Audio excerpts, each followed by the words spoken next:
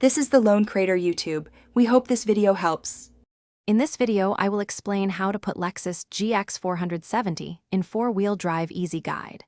Start stationary, shift transmission to neutral, then press the 4H or 4L selector while holding the brake and slowly revving if needed. Confirm engagement by feeling drivetrain change and checking dash indicator.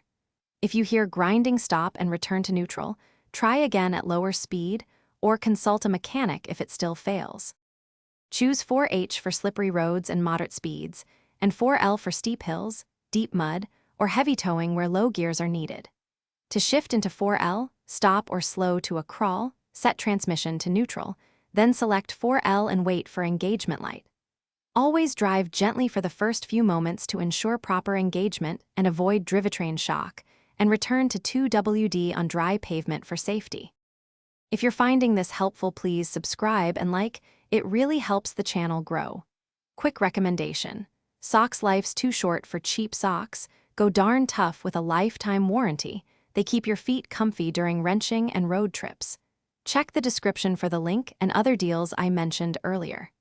Thanks for supporting the channel and helping me bring more easy guides. Now let's get back to the video.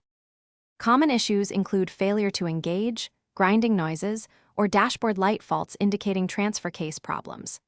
If engagement fails repeatedly, check linkage, transfer case fluid level, and any blown fuses related to the 4WD system. Avoid forcing the selector as that can cause internal damage. If you encounter persistent noises or leaks, schedule service with a qualified mechanic who can diagnose transfer case, drive shaft, and differential components before significant damage occurs. Thanks for watching. Consider subscribing if we helped you.